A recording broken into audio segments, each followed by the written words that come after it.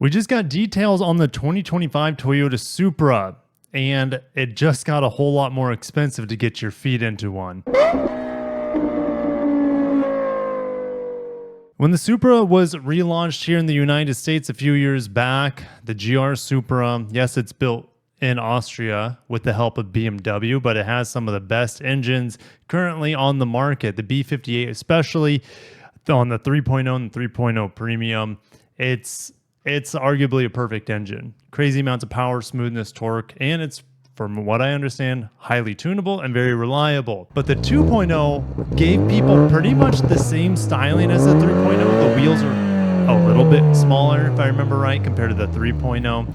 But most people aren't going to be able to tell the difference between a 2.0 and a 3.0. So if you just want to get your feet wet in a Supra, well, you could do it for about $9,000 less than going for the ludicrous super fast 0 to 60 at 4 seconds or 4.5 seconds, whatever it is on the Supra. It's just super fast. You can't get this option anymore. Check this out. Take a victory lap. Well, it's not a victory lap if you're a fan of the 2.0. Now, I reviewed the 2.0 and I've driven it around the track. In fact, I prefer to drive the 2.0 around the track because the power is so much more manageable with this short wheelbase sports car. The 3.0 will punish you if you're not careful. Unless you have a ton of track experience, the 3.0 is not that fun on a track, in my opinion. The 2.0 has that sweet spot, and it has around 255 horsepower. And I think it was the same 2-liter engine that I just drove in the BMW 530i. And it's not a good powertrain for the 530i, but it's a great powertrain for the Supra. It's so small and flickable. And 0 to 60, I want to say, was around 5.5 seconds, if I remember right, quicker with the 2.0. But now, 2025 GR Supra is available in 2 grades, 3.0 and 3.0 Premium. That's it. All right, no 2.0 available anymore. Now, when I looked on cars.com, what's available out there, check this out. There are no 2.0s even anyways. So Toyota's essentially already phased it out, and they've just made it official here for the new 2025 model year. And what I also found interesting, because you can still get the 2025 in the manual, check this out. There are more manuals than automatics. All right, that's pretty crazy. Now, this is 145 Supras in the entire United States right now. So it's not a high volume car. Toyota has really shrunk down the production on this model due to the lack of demand. Early buyers got in. That's the way it always is. You have high volume, at least when it comes to specialty cars. You have high volume for the first 2, maybe 3 years. Things are changing, right? People aren't as interested in it, and it is more as it was when it first came out. So volume is extremely low on the Supra, and there's just no new 2.0s even on the market. So it's already been silently killed. Now it's official. Now, what's interesting in this press release, I don't see any mention of the 2.0 at all. So it's not like, it's like Toyota's just saying, hey, we totally forgot the 2.0 never existed, because it's not even addressed here in this press release for 2025. All right. So, and that's fine, because maybe they're saying, hey, the take rate on the 2.0 was so low and the interest on it was so low that it's not worth our time and our effort to even have that trim level anymore. If you want a Supra, everyone wants the inline 6, it seems like, and I would agree. Now, the 2.0 is not a bad car. Watch my review on it.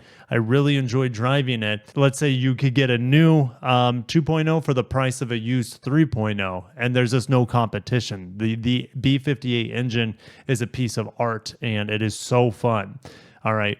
Automatic or manual transmission is available on both grades of the 3.0, and you have a one-year membership to the National Autosport Association. Other than that, really, the vehicle is essentially unchanged to my understanding, and I wouldn't be surprised if they just carried over pictures of the 2024 model year. So we do have pricing, even though the builder is not up, and the only 2.0 we have here is for the Renaissance Red paint color. So no mention of the 2.0 2-liter turbocharged powertrain. So the GR Supra for 2025 will hit dealer lots this fall with a starting MSRP of $56,250 plus DHP of $1,095. All right, so we're starting at $56,250, and then the premium is $59,400. So $56,250, it's gone up what, $800, something like that, compared to this year's on the base 3.0 and 59.4. It's gone up $800, somewhere around there, just doing bad math in my head. So the prices have gone up about $800 per 3.0. But the price to get into the vehicle has gone up from $46,440 to $56,250. So you're essentially 10 grand more expensive to get your feet wet in a brand new Supra. But it is what it is. The 2.0 must not have been a popular option. So let me know down below if you guys are a little sad, a little taken aback by the cancellation of the 2.0. You know, once you're spending this much money on a specialty sports car, just go ahead and get the full fat engine, because this is the B58 is one of the best engines, not only on the market, but you could argue it might be the best engine BMW has ever made.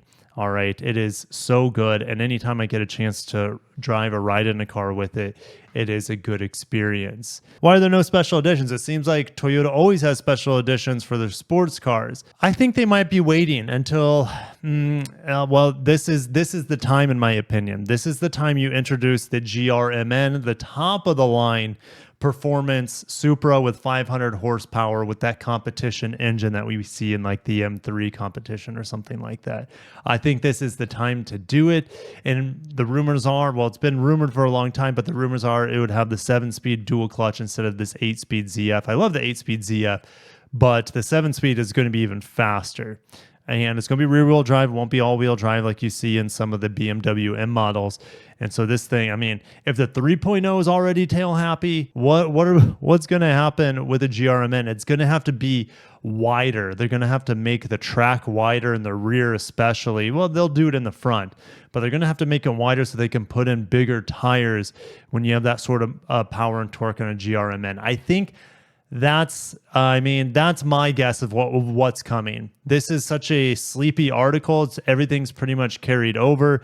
Besides the 2.0, if I just type in 2025 here, other than the pricing, there's nothing new to my understanding. So it is what it is. I'll see you guys down below. Long live the Toyota Supra. Even in its current form, it's been a very successful car in terms of performance, acceleration. Maybe not in terms of sales, maybe not in terms of initial reception, but there's no doubt when you drive this car, it is it's fantastic. And the manual on the 3.0, it's not a perfect manual. If I remember right, the 1 to 2 shift, if you want it to be smooth, you got to double clutch it, which it's a bit unacceptable, to be honest. And you can't just bang through the gears with that 6-speed manual. You really have to take the time to do it, to fly through the gears. You can't hustle it. It's still an absolute blast to drive. The 8-speed auto is going to be no doubt absolutely faster than the manual, but the manual it's really smooth. And it's strange because in a Supra, I would want the manual to not only be smooth, but I also want to be hustled. And the manual here, I would give it like a B. That's just good. It's not A tier, or it's not at the top of its game of what I'm expecting for a high-end performance manual transmission that you can drive it slow and smooth and fast and smooth. Like, I know it's apples to oranges, but if you look at the MX-5 Miata, you can shift that thing slow but smooth, but you can also ring that thing through the gears very, very fast, and it's still smooth and very pleasing. But yeah, it's still a great manual transmission. And if I were getting a Supra, I'm not taking it to the track, so I'd probably just get the manual the way the manual's a lot of fun, and it's still fast. And in fact, it's a little bit more visceral because you have that weight in between the gear shifts, that pause, and then you get smacked with all that torque once again each time you shift gears with that amazing B58. But anyways, I'll shut it down there. I'll see you guys down below about the 2025 Supra, and stay tuned. Fingers crossed we have an announcement by the end of this year on the GRMN Supra. And if not that, maybe we'll get some special editions, as this could be the very last year of this generation Supra. I'll catch you guys in the next one. Peace.